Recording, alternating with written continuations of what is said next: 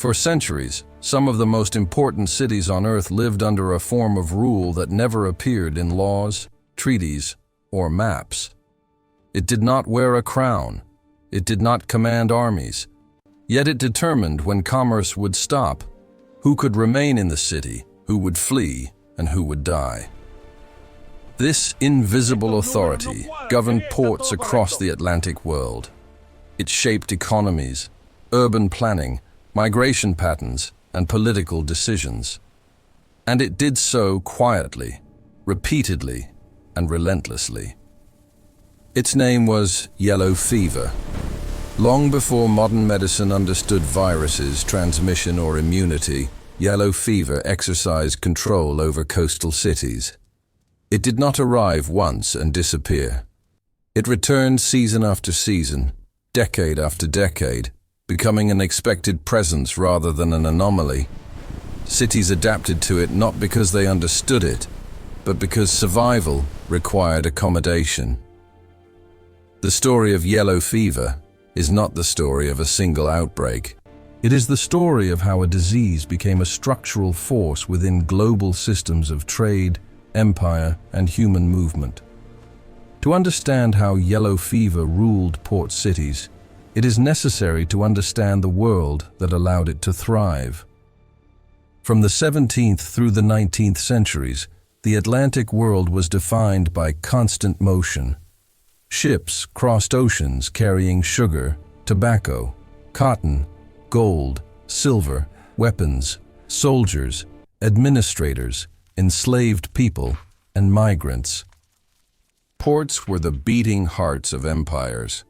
They connected continents and sustained economies that depended entirely on uninterrupted flow. Cities such as Havana, Veracruz, Cartagena, Salvador, Recife, Rio de Janeiro, New Orleans, Charleston, Philadelphia, and Cadiz were not peripheral spaces. They were strategic nodes.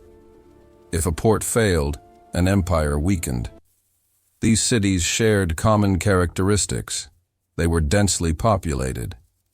They stored vast quantities of fresh water in barrels, cisterns, and open containers. They existed in warm or subtropical climates, and they received a constant stream of ships arriving from distant regions. These same characteristics would make them uniquely vulnerable. Yellow fever manifested with terrifying speed. A sudden high fever appeared without warning. Severe headaches, muscle pain, chills, and nausea followed. In many cases, patients seemed to recover after a few days. But for a significant portion, a second phase began abruptly. The skin and eyes turned yellow as the liver failed. Internal bleeding developed. Patients vomited dark, coagulated blood, the infamous black vomit. Death could come within hours. What made yellow fever particularly frightening was not only its lethality, but its unpredictability. Two people exposed under similar conditions could experience entirely different outcomes. One might recover fully. Another would die violently within days. For centuries, no one could explain why.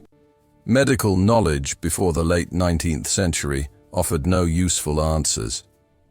The dominant explanation for disease was the miasma theory, the belief that illness was caused by corrupted air, especially in hot, humid environments.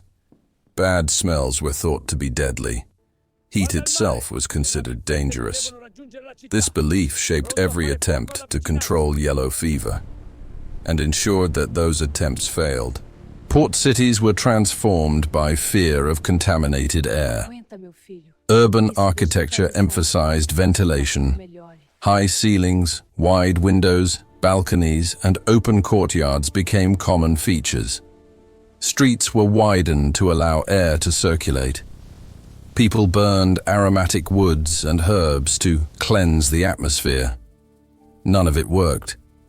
What no one could see was the true agent of transmission, the mosquito Aedes aegypti. Small, quiet, Active during daylight hours and perfectly adapted to urban environments, it thrived inside human settlements. It bred not in swamps, but in clean standing water, precisely the kind stored throughout port cities. The mosquito moved freely between humans, silently transmitting a virus that medicine could neither detect nor understand. Outbreaks followed a consistent seasonal rhythm. They surged during the hottest months. They faded with colder weather. Yes, sir. Coverage is complete. They returned the following year. In many cities, yellow fever became so predictable that it shaped social behavior. Havana offers one of the clearest examples. By the 18th century, yellow fever was so common that residents referred to it simply as the fever. The arrival of summer signaled danger. Wealthy families left the city, retreating to rural estates or higher elevations. Those who remained were the poor, the enslaved, sailors, dock workers, and soldiers. Surviving a bout of yellow fever conferred immunity. Those who were immune were considered acclimated. This status carried social and economic advantages. Immune individuals were preferred for certain jobs. They faced lower risk and higher stability. Newcomers, especially Europeans arriving from cooler climates, were exceptionally vulnerable. In many ports, yellow fever decimated newly arrived immigrants within weeks. Nowhere was this more visible than in New Orleans. Situated near the Mississippi River Delta, surrounded by wetlands, and deeply integrated into global trade networks, New Orleans was an ideal environment for yellow fever.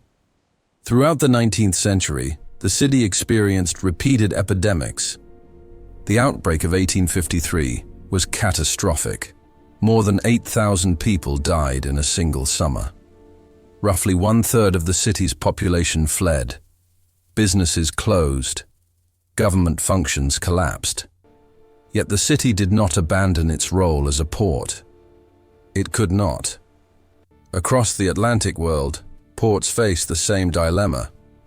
Closing indefinitely meant economic ruin. Remaining open meant accepting recurrent death.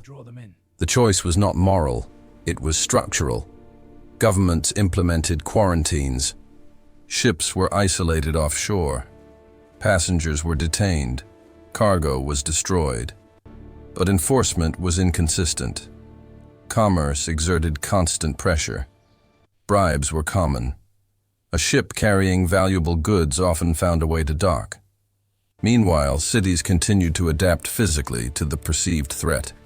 Ventilation became an obsession. But the true cause remained untouched. In Brazil, yellow fever deeply affected imperial politics. In 19th century Rio de Janeiro, outbreaks disrupted governance itself. Foreign diplomats demanded protections. Ships avoided the port. Brazil's international reputation suffered. As elsewhere, the disease hit hardest among the poor and marginalized. Black and mixed-race populations, often living in overcrowded conditions with limited sanitation, bore disproportionate mortality. Yellow fever reinforced existing inequalities rather than creating new ones. For centuries, yellow fever ruled port cities through repetition. It did not destroy them outright. It reshaped them slowly, forcing adaptation without understanding. This changed only at the end of the 19th century. Medical researchers began to question long-held assumptions. Careful observation revealed that yellow fever was not transmitted directly from person to person. Experiments demonstrated that contaminated air alone could not cause infection. Finally, the mosquito vector was identified. This discovery transformed the problem. For the first time, the enemy was concrete. Public health strategies shifted immediately. Standing water was eliminated. Containers were covered. Screens were installed. Mosquito populations were aggressively controlled. Where these measures were applied consistently, yellow fever disappeared. Havana, once synonymous with the disease, became a model of urban eradication. Other ports followed. The centuries-long rule of yellow fever over port cities ended. But its legacy remained embedded in urban form, public health institutions, and political authority.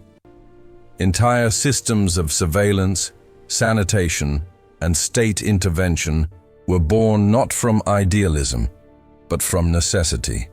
Yellow fever was more than a disease. It was an organizing force. It governed without laws, punished without intent, and shaped cities without planning.